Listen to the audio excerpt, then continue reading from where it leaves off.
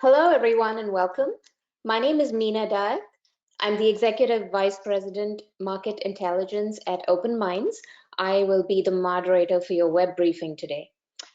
We have been bringing you web briefings in the new Open Minds program series, the Executive Blueprint for Crisis Management.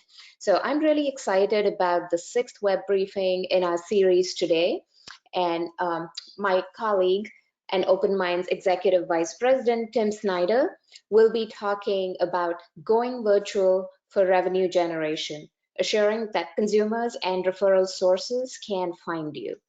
We have been talking in our previous web briefings and in Open Minds publications about how so many of you have done a fabulous job pivoting to telehealth in just a few days, literally overnight for some of you.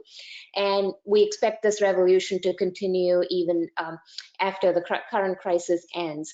But Tim is coming at it from a different angle, and he is going to talk to you about how you enhance your digital presence so people can find you, whether it is for virtual services or in-person services, and is going to emphasize how important it is to do that in this day and age and how you can actually do it. So just a few words about Tim. He brings a unique combination of marketing, business development, and online media expertise to Open Minds. Since joining the team in 2008, Tim has led dozens of strategic marketing and sales-focused projects, including comprehensive product launch initiatives, corporate rebranding and positioning projects, and website and online marketing programs for some of the largest and most influential pharmaceutical and technology organizations in the health and human service field. And in addition to his work with the Open Minds consulting practice, Tim has executive responsibility for the marketing, website, public relations, and sales divisions of Open Minds. He has been instrumental in developing cutting-edge content marketing programs for Open Minds customers.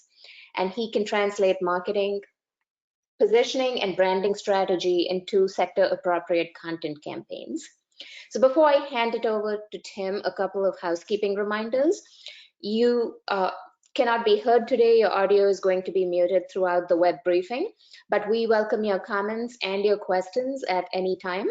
Just put them into the question box or the chat box that you see on the right of your screen and send them in to us.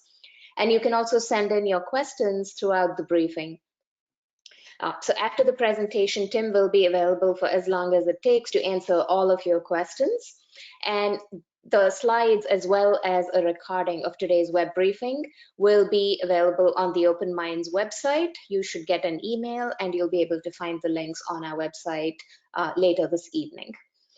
So with that, thank you, Tim, for being with us today. I'll hand it over to you. Thank you, Meena. That was a lovely introduction. I'm a little worried about getting a big head, but I like that, so thank you. As you said, today's program is the kickoff to our 4th series in the Open Minds Crisis Management Blueprint series, going virtual for revenue generation. Where that little arrow is, that is today. I'll be kicking it off with an overview on going virtual, or as what I like to call the strategy blueprint section. And then my colleagues, David Forbes and Rob Hickernell, will be doing the deep dive in some of the execution over the next couple months. So look forward to those presentations as well. So our agenda for today, first we're going to start with going virtual and why. So why is a successful crisis management strategy beginning with going virtual? And then we'll just get right into the nitty-gritty details of designing your online blueprint and how you can customize that based on your organization's unique approach. So going virtual. So here it is in a nutshell. Why is going virtual so key to any successful crisis management strategy? For most organizations, the same core objectives are driving their current or any planned crisis management strategy. And I'm guessing those objectives are one of the following 2, if not both. How can we sustain our revenue from current sources? And how can we generate new revenue? And prior to the COVID-19 market disruption, back when life felt simple and normal, the market was becoming more and more focused on value. That was really driving the virtual tipping point, and it was approaching, but it didn't seem like it was here yet. The normalization of informed consumers and virtual treatment was accelerating, but it wasn't necessarily mandatory yet. As the normalization continued, this virtual element was more competitive advantage, both in terms of marketing and service delivery. It was critical if you wanted to have an advantage over your competitors, and it was certainly key for any long-term growth strategy. But again, the majority of the market hadn't gotten all the way to where they wanted to be with the virtual element. Enter the coronavirus, right? So the environmental changes related to the stay-at-home measures, the social distancing, and all of the COVID-19 safety precautions have more or less accelerated this process way past the tipping point. We're no longer approaching the tipping point, we've passed it, and now we're at the new normal, where virtual element is more mandatory for survival than just for competitive advantage. So let's look at that a little deeper. Tim, sorry to interrupt you. Do you mind turning your volume up a little? Some people are experiencing slight audio difficulties. Thank you. Sure.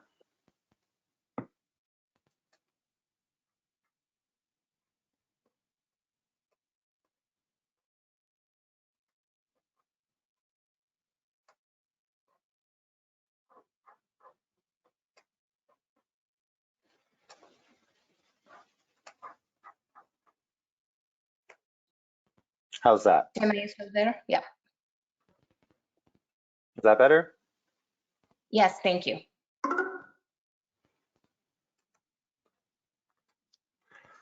Okay, so let's close our eyes and imagine a time before COVID-19. Let's focus on the moment of truth and the process for any sale. So marketers will understand that moment of truth term, but I'll explain it here in a little. So again, let's imagine it's 15 years ago and you're a customer in the year 2005. You just walked into a grocery store and you're looking to buy some olive oil. You look down the aisle and you see 30 options to choose from, all different brands, all different types. You need to hurry up and make a decision on which one to purchase because Lost is coming on soon and you definitely can't miss a new episode of Lost.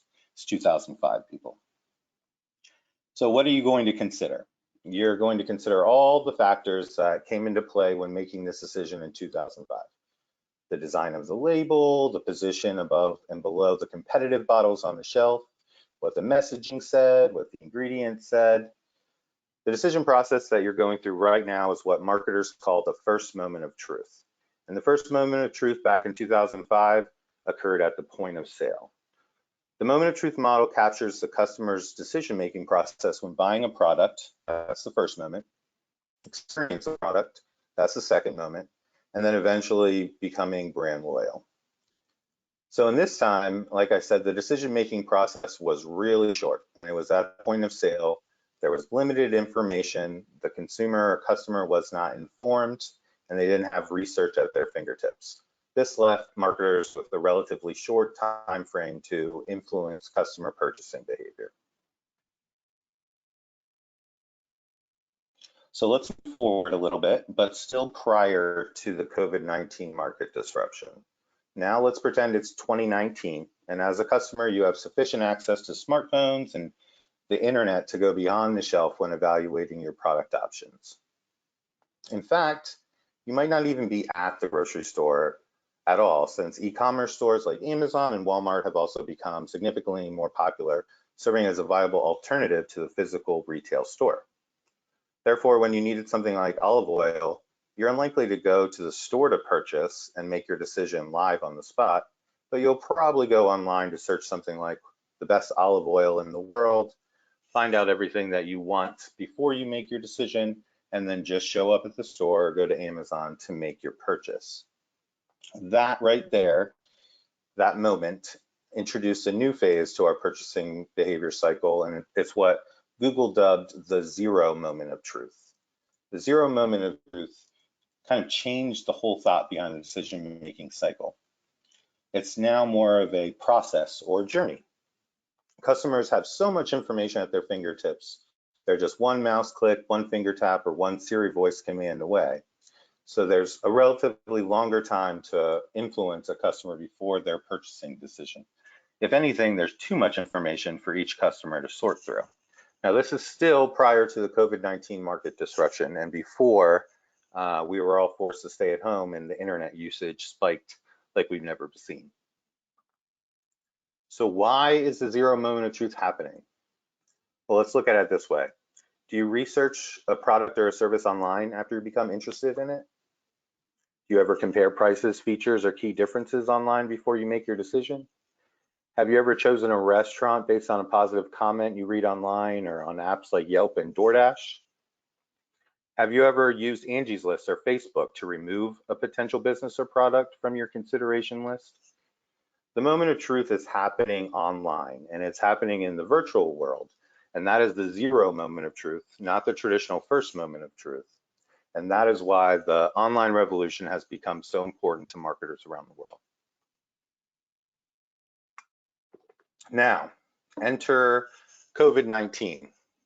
How did that change the virtual era that we've been talking about over the last couple of years if you've attended our presentations at the Open Minds Institutes? Well, it's only ramped it up. So I did a nice little Google search for the internet usage since we've all been forced to stay at home, or since the social distancing measures went into place in most parts around the country. And NCTA reported a 20% growth in downstream internet usage since March, and an upstream growth in 34%. Comcast mirrored that with 34%, and Forbes had numbers that reached almost as high as 70%. So while the statistics differ slightly, one thing is sure, the online revolution has only increased and usage has increased with it. Now you may be thinking, that's not really relevant to healthcare. Well, the Think with Google study will make you rethink that stance. So in 2017, Think with Google introduced this study that was focused directly on the healthcare market. It reported that 84% of Americans researched their healthcare providers and their treatment options online. 84% of the world was looking for information related to their healthcare provider and their treatment options on the web before making their decision. And this was before COVID-19. The next part of that study showed that 44% of this group admitted to making healthcare-related purchasing decisions primarily based on only what they found online. So that's 44% of people were only using the information they found online to make their decision. Startling. Then 90% of this group, so 90% of the 44%, identified at least one of these online channels as their preferred source for finding information online. Provider websites, social media, rating and review websites, and of course, Google and Google Places. So let's just take that a little bit slower. Let's say we have 100 people in a room. This Think with Google study showed that 84 of those 100 people research providers and healthcare options before they make a decision. 37 of that 100 people make decisions only on what they find online. And 33 of those people make decisions only by looking at either healthcare provider websites, social media, rating and review websites, or Google. So what's this data telling us? These four channels, your website, social media, rating and review websites, and Google Places, are absolutely the pillars of what I'm going to call your virtual brand. It's essentially your online presence. This brand is critical to any revenue strategy. So virtual brand may seem like a term more relevant to the commercial organization side. So I like to use this slide to define it a little differently. I define virtual brand as the gut feeling your various target audiences have about you from their online channels. So what makes up that virtual brand? Your history and reputation, what your facility looks like in online photos, word of mouth, where you appear in search engine rankings, the quality of your website, employee comments, basically anything, any type of information that you can find online on those channels related to your organization. So the gut feelings your target audience and potential revenue streams have about you online is determining how successful you are in that new zero moment of truth, that time period before a potential customer or stakeholder group makes a decision. And bringing it all home, in today's virtual era, the most important element of the customer purchasing cycle is what? The zero moment of truth. So you may think your clinical quality, history, or other factors will trump this information, but is that information online? The same Think with Google study asked the following. Other than a few exceptions, the majority of healthcare providers have the same capabilities and offer similar quality services. Startlingly enough, 82% answered true.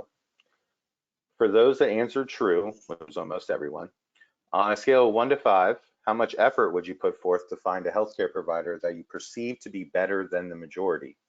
9 out of 10 answered with a 4 or a 5. So regardless of actuality, what this says is, unless your virtual brand differentiates you from your competitors, your target audiences are viewing you, and meaning most provider organizations, as all about the same. So while you may have a better clinical quality history or a more storied history and reputation, unless that information is online, you're still viewed the same as a startup across the street. So what are those audiences looking to find out about you online?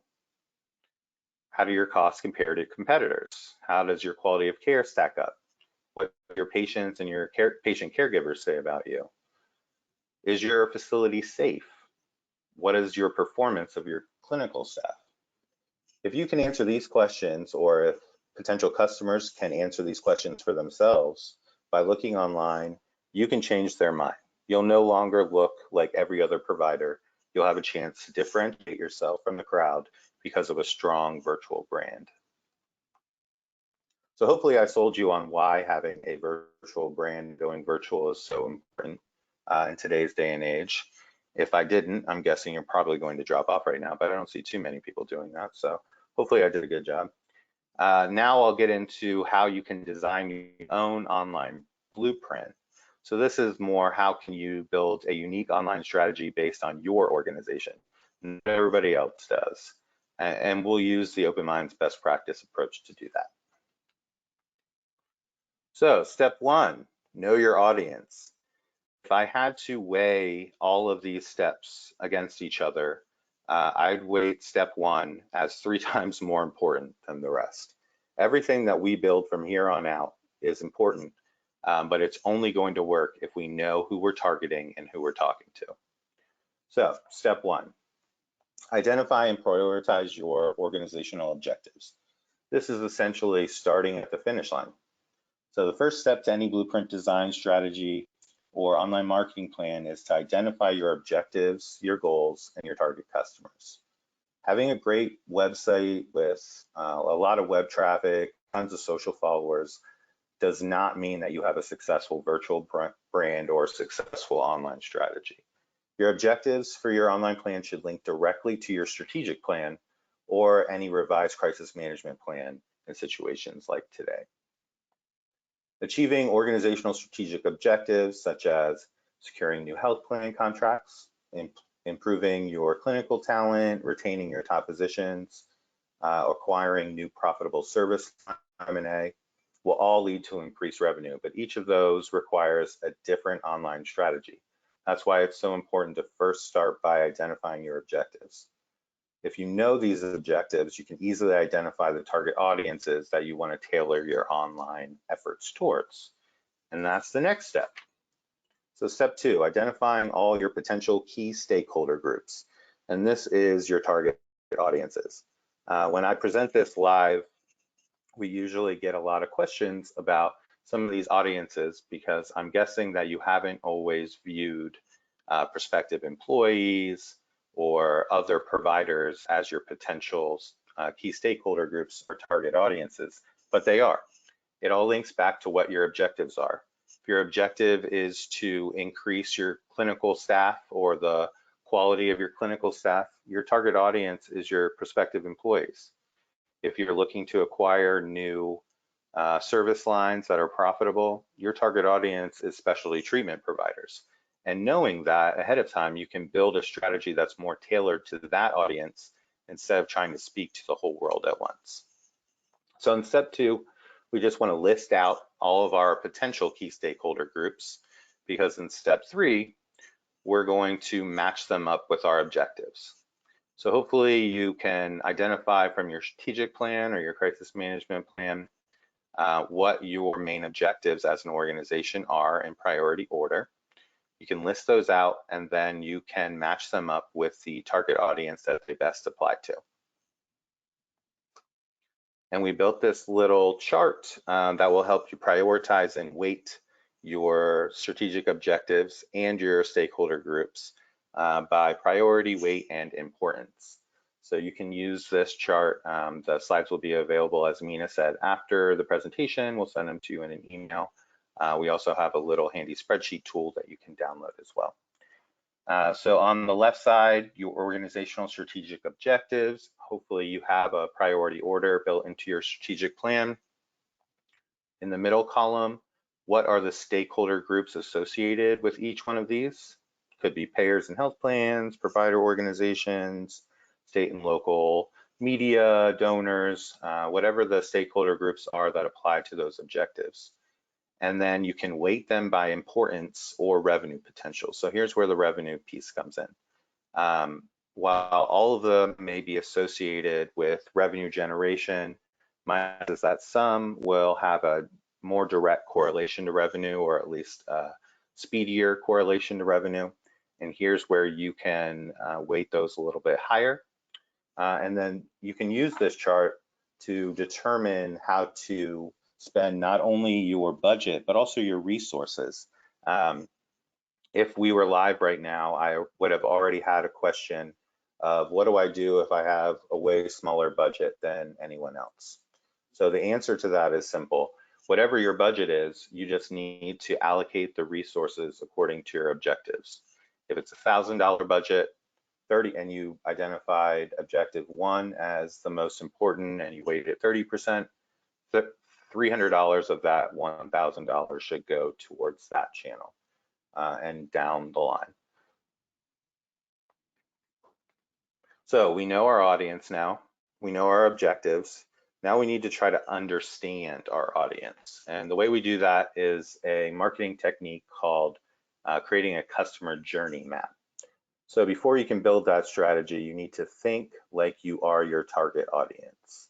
Research the steps, or in this case, what we call a journey, each person in that target audience would take to find you or a competitor online.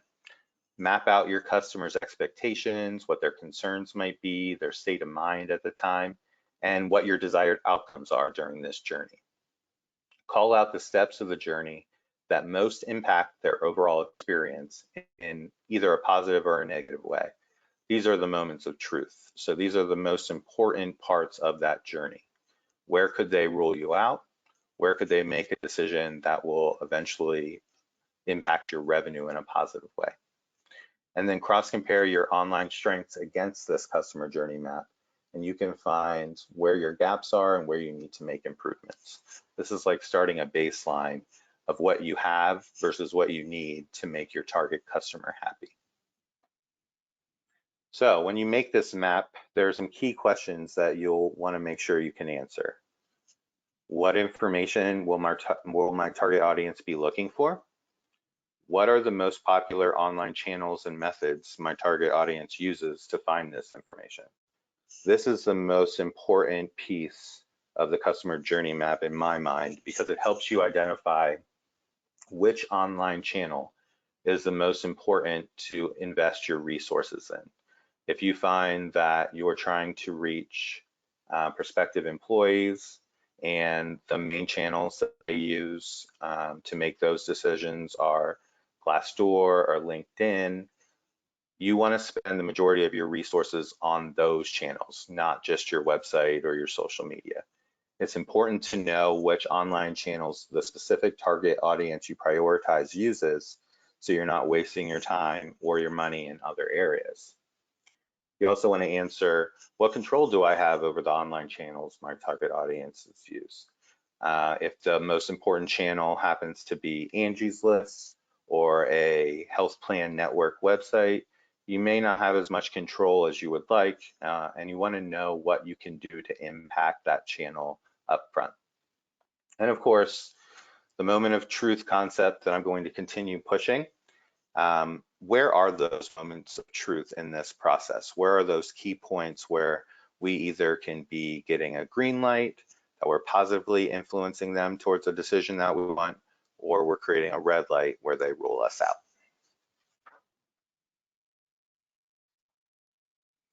Mina, any questions submitted so far? Not yet, Tim. You're doing a fabulous job and already Oh. reading people's minds and answering everything, so keep going. All right, so now we know our audience, we know what we need to do, we think like them, we know what our most important channels are. Step 2 to designing our online blueprint is becoming mobile friendly. So hopefully none of these statistics surprise anybody, because chances are you have a smartphone within 3 feet of you right now. But according to Pew, 81% of American adults have a smartphone. And this was, I think, 2017. The 95% of teens having access to smartphones and 45% saying they're online almost constantly is also not a surprising statistic. 62% of the smartphone users have used their device to gather health-related information. So that one is also from Pew. And we learned from Google that 84% of Americans researched healthcare providers and treatment options online last year. So 62% of those people use their smartphone to do so. So how do we become mobile friendly? First, let's talk about the budget friendly option. We want to invest in a website that works for every person and every device. So while every journey for each stakeholder group is going to be different, and different age groups and customer types will use different devices and web tools to find the information that they seek, whatever path they take, it's most likely that they're going to arrive at your website at some point, even if it's just to assure the decision that they think they want to make based on what they find somewhere else. So responsive website design is a website approach that has become more popular over the past 5 years or so. And it's essentially being able to code your website in such a way that it morphs based on the screen or the device of the user that's viewing it. So this allows you to only have one website, but it's flexible enough to change and morph based on the device it's viewed on. That way you don't need to make a different website for a phone, a different website for a tablet. It's more cost effective, and your target audience is going to see your message the way you intended, not the way the smartphone messed it up. So the other option, which I would call an enhancement option, this is what I would call the big budget option. And it's mostly for larger organizations or larger budgets. And it's consider investing in a mobile app. So over 70% of Americans have downloaded an mHealth app, and 66% of the largest US hospitals are offering mobile apps. So they're starting to train consumer behavior to look and expect a mobile app. 43% of millennials prefer to access their patient portal from their smartphone, and that was in 2014, so I can only imagine that in 2019 that number's gone up. 74% of patients say using mobile apps, wearables, and other mHealth tools help them better cope and manage their conditions. And if your target audience is potentially a payer or a health plan, it's good to know that 85% of health insurance companies think mHealth creates value. So now that we've talked about knowing our audience and the importance of being mobile friendly, since the world lives on smartphones now, I'm going to get into SEO, but probably not the SEO that you have historically thought of. But first, to set the stage, this should be no surprise either. 93% of online experiences, and these stats are all US only, by the way, begin with a search engine. So this is no different from the olive oil example that we used back in 2005. The higher position infers higher quality. The higher position on the shelf inferred higher quality in the grocery store, and the higher position on the search result page infers higher quality online. 68% of all searchers don't go past the first page. So I think the first step to anybody who's trying to improve their SEO and the first KPI that you want to measure yourself against is, can I get it on the front page? So 68% of the world doesn't forget about me or never know who I am. And the second piece is getting up in that golden triangle. The golden triangle is a heat map Google provides of where the majority of users click when they get any search results. So when I say SEO or search engine optimization. Yeah, sorry, Tim, I was just going to ask you to please define SEO for those of us that don't use these terms every day. Sure, and that is what this slide is all about. So SEO more traditionally refers to the term search engine optimization, but I want to define it a little bit differently because it's more than pay-per-click ads or keyword strategies and tech coding that gets you at the top of a search engine result page. Historically, that is what SEO would be tied to, your placement on a search engine result page, and this is the technique to do so. But at its root, SEO is a communication strategy. And it's a practice of using messaging and language that your target audience uses so they can find you easier when they're searching for you. So I've listed about 9 areas of SEO here on the right side. And if you notice, only 3 of them involve techie things. Your website architecture, your website links and tags, and any paid search advertising. Those will all help improve your SEO or where you come up in search results. But equally important, if not more so, are these communication strategies up top. So what is your organizational voice? What terms are you using?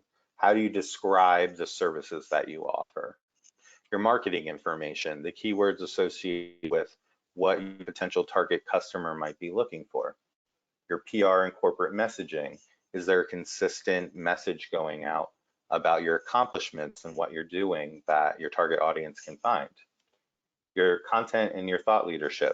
Are your thought leaders speaking or writing white papers on key topics related to your target audience? And is this information online? Simple things like copywriting. We have one example of organizations that offer addiction treatment services, but when they're trying to reach a target audience that consists of actual consumers or family members and caregivers, the term most used on Google is rehab, not addiction treatment services. So in the copywriting realm, changing those things to tailor towards the target audience you're trying to reach can be really important. If you're using those terms, you're more likely to show up high on Google than if you're using addiction treatment. And then of course, your social media messaging. So while SEO may seem like a techie world, it's really a communication strategy that works if you tailor your message to your intended audience. So it's a little flowchart that we created to help explain how you can write, edit, and tailor your content to those audiences. So first, which of your stakeholder groups or your target audiences did you identify in our exercise as the most important for effective revenue generation? Whoever that target audience is, and if you weighted it highest because it has the most impact on potential immediate revenue, tailor your website copy and your messaging across all your channels as if you're speaking directly to this audience. Question 2, what information will this target audience be for to make a referral or a decision that will lead to increased revenue for my organization? So what is that target audience looking for to make the decision that we want? Because if you know that, and you should from your customer journey map.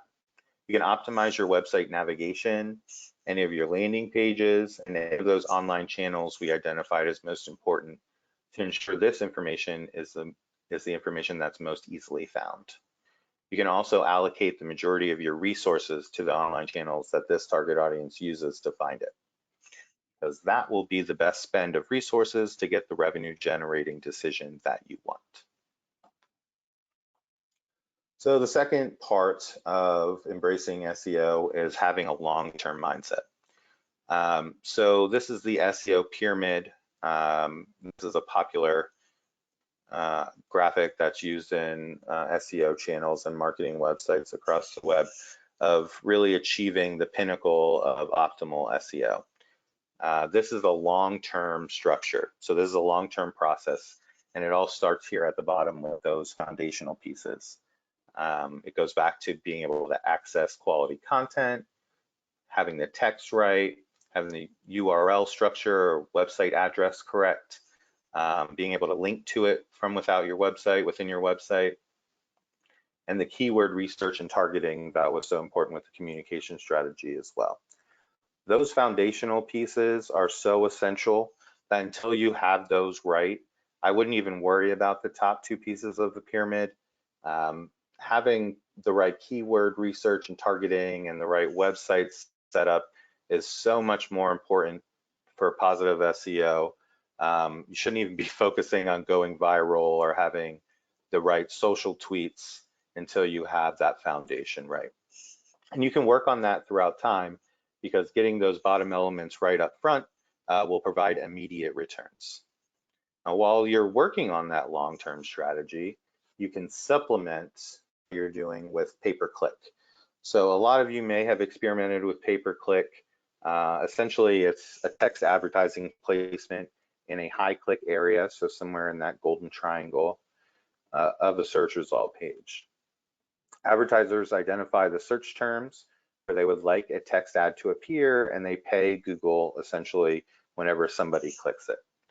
A way of buying high rankings and visits to your site rather than attempting to earn those visits is PayPerClick. It works. It's a great supplemental strategy, but in the long term, it will cost you more money. In the meantime, however, while you're working on getting your organic or your natural listings up higher, this can provide some immediate traffic and immediate placement where you want to be. So the fourth part to designing your online blueprint is managing your online reputation. So this is usually the piece of the blueprint that frustrates the majority of us, especially in the marketing world, because this is where we don't necessarily have all the control, right? So there are comparison, ranking, and rating websites like Medicare Quality Care Finder, Payer and Health Plan Network sites, and then those lovely third-party websites like HealthGrades, Vitals, and Angies List that provide target audiences with information that we don't necessarily get to manage as tightly as we would like. And then there are the even more third-party websites that we have even less control over, like Glassdoor, Yelp, any social media channel, and Google Places, where customers have shown that they trust the information provided, even though it's not always accurate, and we have the least amount of control over what is said. So here are some examples. RateMDs is a popular website. If you're in the Optum network, this site should look familiar. You have quality ratings, your prices are posted. The CMS nursing home rating system allows customers to compare options across based on star ratings. And strangely enough, the channel that's picking up the most steam would be Angies List, as it's, or this is Yelp, sorry, Yelp, as it's becoming more and more popular for other reasons. It also is getting a lot of reviews in terms of providers. So how do you manage this? It seems like a daunting task. So first, you just want to develop a strategy that's doable.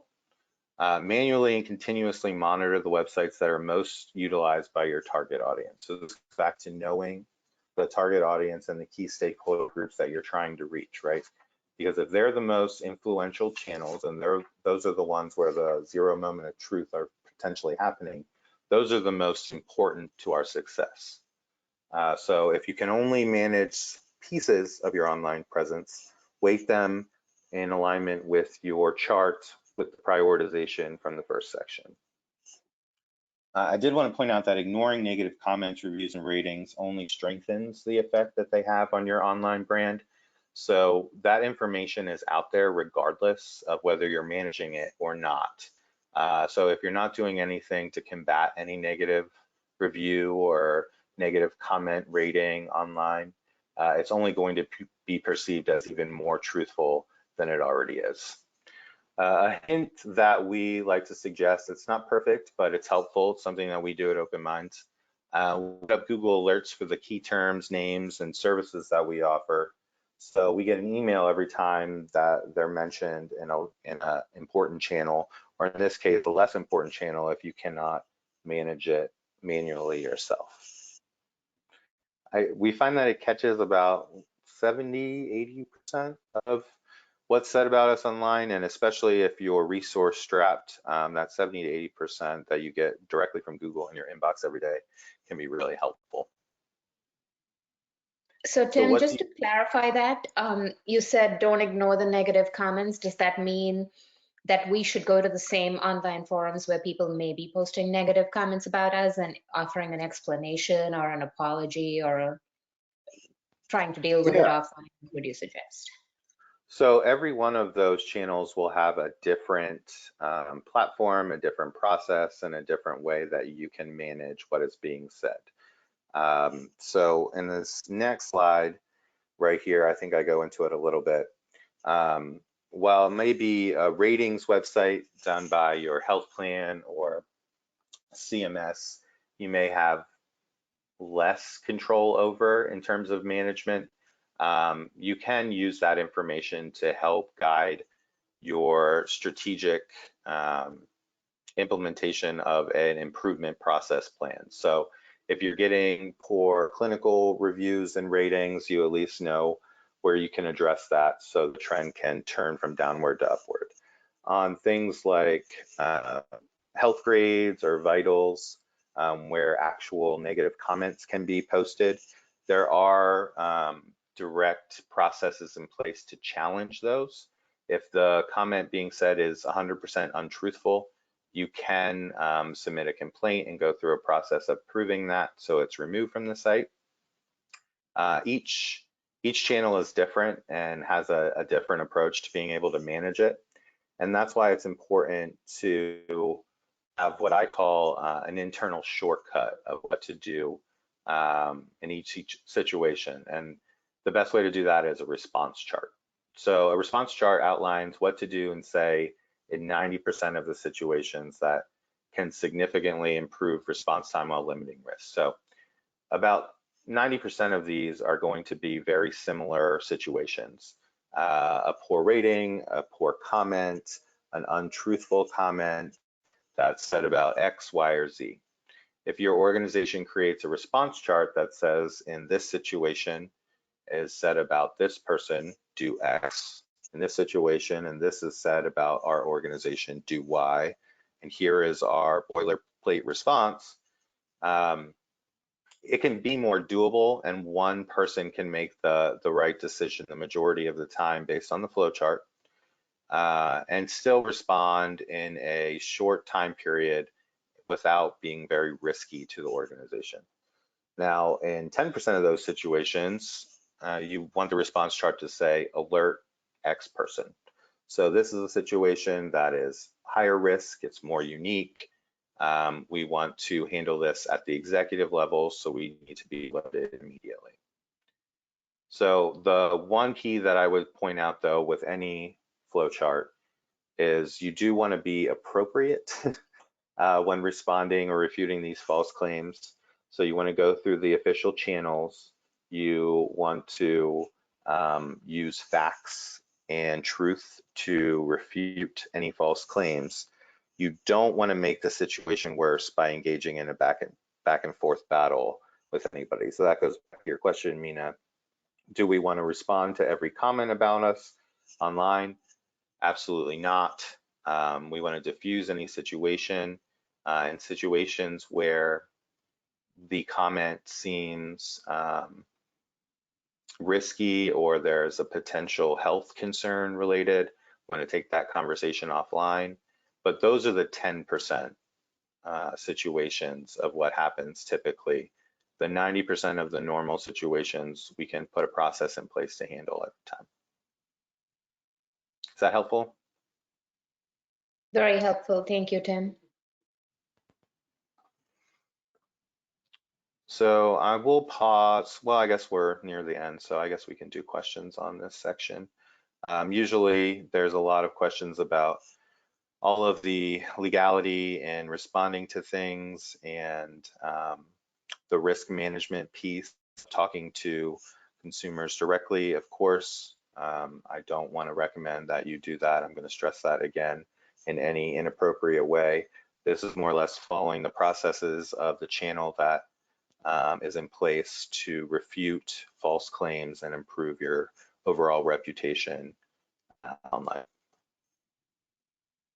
Tim, one more question on that section. Yep. Could you, how do you know, you explained about SEO and being found for the right search terms.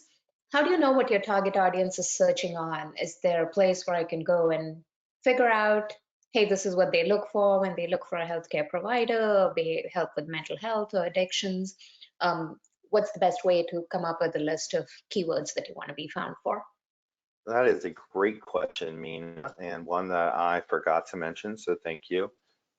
So Google, which, I mean, you might use Bing. I don't know anybody that does, so we're just going to talk about Google. They offer a fantastic tool called the Google Keyword Estimator tool. It's part of their AdWords program, but it's also available in their free suite of tools for marketers and web developers. It's very easy to find on their website. In that tool, you can search any term that you think your target audience might be using. A good example would have been the addiction treatment term. And Google will tell you not only how many searches per month happen on that term, it'll also give you a family of related terms that are either more or less frequently used. So in that example, we put in addiction treatment. We find out that it's searched 75,000 times a month on Google, but then Google tells us that rehab is searched 225,000 times a month. And then you can make the decision if those keywords are meaningful in the same way, and if that's the actual better term yourself. So the tool is fantastic, and it tells you all the information that it can, but you do have to have some sort of basis to start with of what your audience might be looking for. Yeah, and Tim, there's just one more question here before you move on. We have one attendee, Joe, is asking, he says, addiction services are part of our business, but paid ads on Google are blocked because we don't currently have the LegitScript certification to verify that we're not predatory or unscrupulous. I know we have to apply and there's a cost, but are you familiar with the process and can you offer any advice? Yeah, so that process has changed dramatically over the past 2 years, all in what I would say is a positive way. I know that our friends at Hazelden Betty Ford helped a lot with policy changes related to that. The change was really happening because private pay companies were doing strategies that online we used to call black hat strategies. So this would be buying up keywords and ramping up the price that are based on competitor names and have false information on the landing pages. So buying up terms that would be for rehab services, mentioning that they're covered by insurance, and then when consumers got there, finding out that they're not. Lots of negative things. So Google put that restriction and that process in place. It is not very expensive. I don't have the exact price in front of me right here. That's definitely something we can include with the presentation slides. But the process is more formalized than it used to be. So it includes submitting a submission that answers a bunch of key questions. It used to, and I'm not sure with the current stay-at-home measures and restrictions of some organizations, it used to then include a phone conversation where a couple things were verified. But once you receive that certification, you're basically greenlit, and the whole thing could take less than 60 days. So while that process may be a little bit slower based on the current environment, it's certainly not something that would be a gargantuan task.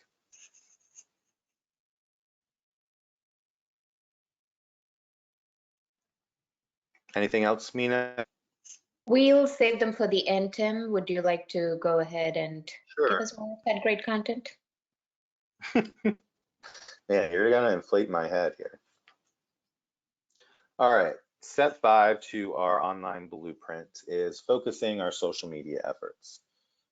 So first and foremost, let's not try to tackle the 2,000 different social media channels that are out there. I feel like 60 new ones come out every day, and we'll never be hip and cool enough to keep up with all of them. At least I won't. So in our customer journey map, we've identified any of those channels that are super important to our target audience. So with those identified, that's where we want to start. If we have mastered those audiences and we're seeing the return that we want, we can move on to the next wave of important channels. While they're still important, they won't have as big of an impact on revenue, but the whole world uses them, and over time they could become more important. And those channels that we used to identify as the big 6 were LinkedIn, Facebook, Twitter, Google+, YouTube, and Glassdoor. Now, over the past year or two, I would say Instagram has made a very interesting case to be considered in that group. But again, it goes all back to your target audience. Instagram is the most used social platform for people under 25. It's a very visual platform. It's harder to display direct information.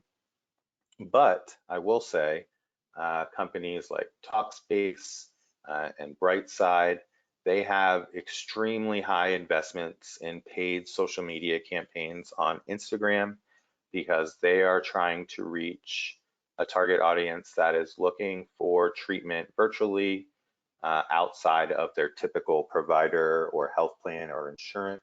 So they're targeting more of that private pay audience and the under 25 private pay audience that either prefers private pay for the secrecy or for the unknown element would be on Instagram, and the private pay audience, simply because they prefer it, would be on Instagram. So based on your audience, Instagram may make its way into either that first wave of social media channels you want to focus on, or the big 6. If you're not trying to reach private pay or under 25, it probably won't. So once you've identified the channels that are most important to your target audience, your messaging on those channels should be curated, written, and targeted specifically to them. So if we're talking directly to payers or other provider organizations because we want M&A or we want to do a new health plan contract, our voice is going to be much different than if we're talking to donors, family members, and caregivers. The channel is most likely going to be different as well, right? Because if we're talking to payers and providers, that conversation more typically would happen on a LinkedIn. Whereas if we're talking to local community stakeholders or family members, that might happen more frequently on Facebook. So knowing the channel and writing your message directly to that audience. That being said, especially if we've identified that one of these channels is a potential moment of truth or a potential entry point for any of our target audience members, We want to make sure that critical information that they need, those answers to those questions that we identified back in the first section, we want to make sure all that's just a click away. So if they get there and they find us, all of a sudden our LinkedIn page, our Facebook page, or our Twitter page is just as important as our website. Because if they found us, they're looking for something similar to what we offer. So we want to be able to give them a link that's just a click away where they can learn everything that we want them to know about us easily and effectively on our website. Don't be promotional. So a lot of us in the past, myself included, have gotten a little cute with our social media messaging. We want to have more of a strategic communications plan approach here, not more of a promotional approach. And LinkedIn and Facebook both put out guidelines of the 80-20 rule is what's recommended for organizations. And that's just based on engagement behavior. And it's just like why we record things on TV to fast forward through commercials. It's just like why we use Hulu or Netflix to avoid commercials. We all hate commercials. So we want the majority of our posts to be self-promotional. If the majority of our posts are self-promotional, we are the equivalent of a social media commercial, which makes people stop paying attention to us and stop engaging with what we post. So while you may think that you're not posting enough things online, it actually could be more detrimental if your social media posts are promotional every day if you are posting one quality content post every week. And we included this with the presentation, just a little helpful chart of the big 6 websites, what they are, what they're used for, what's typically shared, how you can connect with people through them, and how many users they are. If you're unfamiliar with some of these sites, it'll just help in building your social media strategy. All right, we've made it to number 6, the most important, I think I've said most important part 3 times of the 6 steps, so I don't know that I can keep pulling that off, but a very important part. So by now, we've set our objectives, we've essentially built our blueprint. We know our target audience, we know what we're trying to achieve, and we know what we're going to do. So is it going to be perfect? Of course not. So it's important at this point that we set KPIs to measure our success against our objectives. And this is not just achieving 100% of our objectives, these are milestone objectives. We want to get where we want to go and measure against that. Measure everything that you do, and marketers will also follow this. A lot of times we have to prove value. So by measuring what we're doing, we're not only getting the information we need to refine and optimize our plan over time, we're also able to show the effect that we're having in short-term periods, which can always help unlock additional funding sources. So if we measure everything that we're doing, we learn from it, then we can adjust based on what we've learned. We can perfect it over time. Measure, learn, adjust, repeat. Don't expect to be perfect right out the gate. So with that, Mina, I will turn it over to you for questions, or I can answer the ones that were pre-submitted. Great. Tim, why don't we, thank you again for that great presentation. Why don't we start with the first question that people sent in ahead of time. What do you do if you have a very limited budget? How are you going to prioritize? And if you had very little and couldn't make traction with getting more, what would you prioritize? What would you spend it on first? Yes, so this is the beauty of the process that we put in place. It's actually something like I just said, measure, learn, adjust, repeat. Something we learned early on and made an adjustment to our proposed approach here of prioritizing our objectives and our audiences and weighting them, right? So we can make a marketing plan with any size budget. We may not be able to effectively reach our target audience 2, 3, and 4, but we know that target audience 1 is the most important to new potential revenue or keeping our revenue. And we know that they're on XYZ channels and they're looking for XYZ information. So that limited budget that we have the limited staff that we have, the limited dollars that we have, we want to put all of it towards that one target audience and that one objective. So this approach really works with any size budget. It hopefully eliminates the barrier that we've heard a lot throughout the years is we don't have the resources to do this. Even if you can only do a little, if you prioritize it in the most important and influential area, you'll still see a return on your online investment. Great, thanks, Tim. And the point you made earlier about posting quality content. So even if I wasn't doing paid advertising, paid SEO, paid ads on social media, if I could just focus and put out quality content, would that help? Absolutely, especially if you can put that on a channel that you yourself, such as your website. Because if the content is on the terms and the topics most important to your key target audience, which it should be if you're being strategic about it, that will help improve our SEO. It'll drive that audience to our website, and then hopefully they'll be one click away from that key information that we want them to see. Great, thanks, Tim. Can you talk a little bit about demographics? Adina has a question. You mentioned millennials, but what do older consumers do? Like say people 65 plus, are they searching online as well? How do we reach that audience? Sure, so if we take profession out of it, Google will tell you that the majority of people over 45 either use traditional Google search or Facebook over other channels. But this is why it's key to understand your target audience. So if that's a health plan executive, those statistics change, as anybody in the executive level in healthcare is more apt to use LinkedIn than Facebook for business-related conversation and information.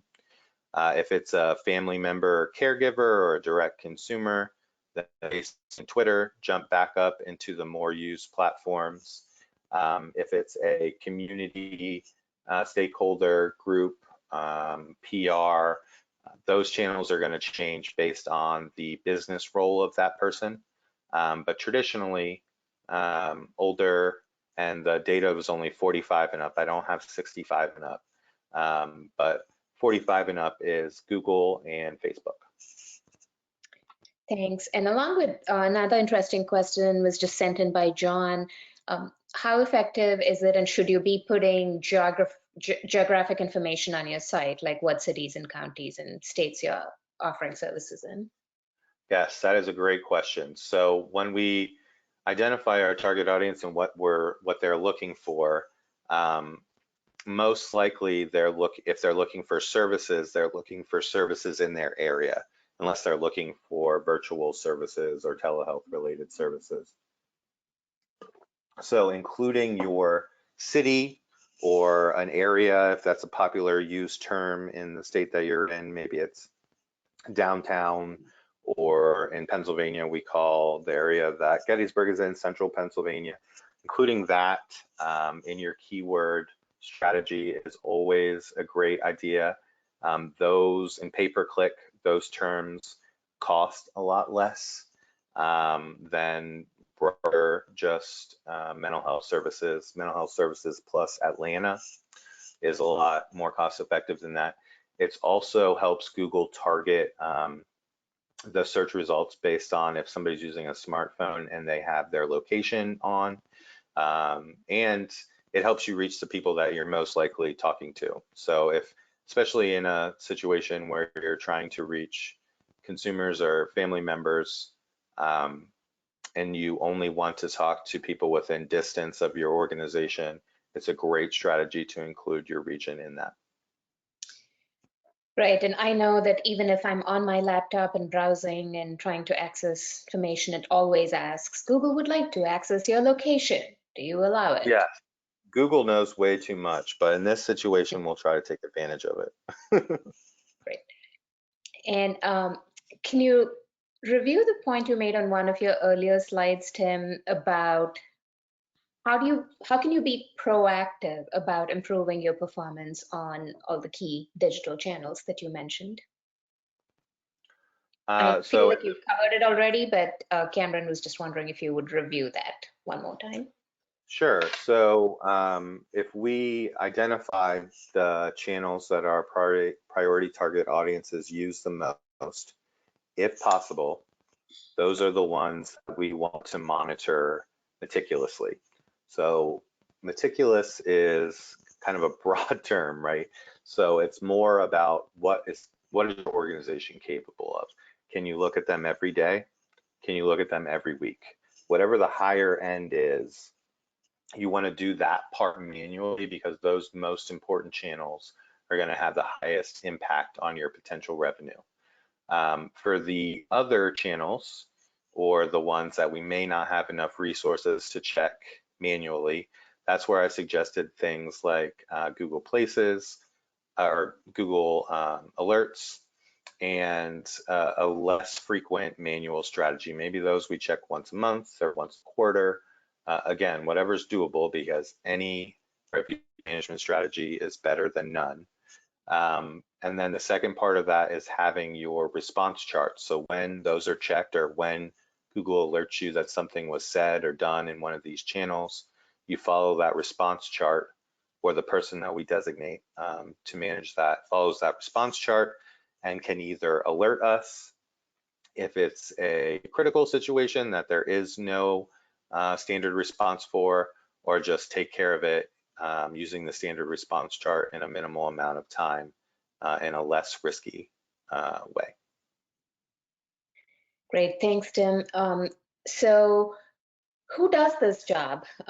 Is it the IT person's responsibility, the CEOs, the marketing persons, or do we just all hire you? Ooh, I don't know what Monica would say about everybody hiring me. So this is my favorite question, and it usually starts a audience argument, which is why it's my favorite question. Here is my safe response. This starts at the executive level. So we need to have buy-in from the executive team that this is important. Everybody on the executive team needs to be aligned on that thought process. So wherever we designate this responsibility, it's not a task, it's not something additional to what I'm doing. It's viewed as a very important strategic role that we're privileged to manage. Now, organizations with the benefit of having a regular to robust marketing program or marketing department, online reputation lives in marketing. So if you're in charge of managing your typical brand outside of the virtual world, and this would be things from what media says about you, how billboards portray us, what our facility photos look like. So when people see them in brochures or at doctor's offices are looking at information about us to look at potential referrals, it all looks top notch. That would usually live in marketing. So in the online world, I feel like it's not much different. It does not have to live in marketing. A lot of people will point out they have 0.5 marketing FTEs or 1.5, or marketing FTEs are shared with their web. I will point out that this is a strategic function. It is a strategy and branding and positioning function. It is not a technical function. So typically it should not live in IT. Thank you, Tim. And on those lines, how big a staff do I need to run an effective online marketing program? Man, Mina, you're killing me here with these difficult questions. So Make it up. No, just kidding. So this is the other controversial question that I always want to give a safe answer to, because I understand we're not all blessed to have the resources that we want to do all of the marketing tactics that we want to do. So from our prioritization of our target audiences and our objectives, and from understanding the key channels, we should be able to build out the key tactics we want to do on each one of those channels. And from that, we can do a level of effort estimate for those tasks just based on either experience or from what we can find online. Again, we'll measure them across time and they'll get better. But if you build your plan to do everything in a dream world, if you had all the resources that you would want, you can total up your level of effort there, and you can compare it against your current level of effort, and you can prioritize those tasks based on what you can do, how many FTEs you need for that, or you can hire the appropriate amount of FTEs based on the situation, your budget, and whether you want to do a staged approach to implementing all the tactics or try to tackle everything at once. Wonderful, thanks, Tim. Do you have any suggestions on how we can effectively target and market online to the health plans and insurance companies that we have contracts or are seeking more contracts from? Yes, absolutely. So the most important channels that we've learned that health plan executives or payer executives might use to do research online have been traditional LinkedIn channels, as well as what I would call PR strategies. So PR strategies or communication strategies about all of the positive things that we're doing, the service lines that we have, the successful outcomes that we've measured, the higher performance marks than our competitors that we've earned. We want to push those out in PR channels. We want to post them to LinkedIn. We want to put them on our website so the Google search results, what they're searching for, come up.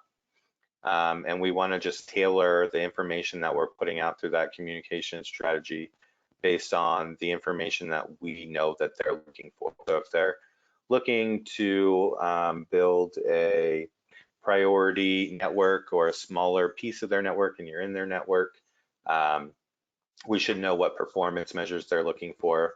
If we're looking to get a new health plan contract and we know what services they're looking for, what credentials that they're looking for new provider contracts, we want to push out our messaging about that. Wonderful, thanks, Tim.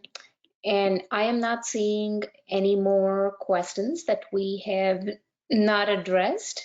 Do you have any wrap-up remarks, or if you were to leave us with one thing and one thing only, what would that be? Yeah, so I think I tried to keep a consistent message throughout.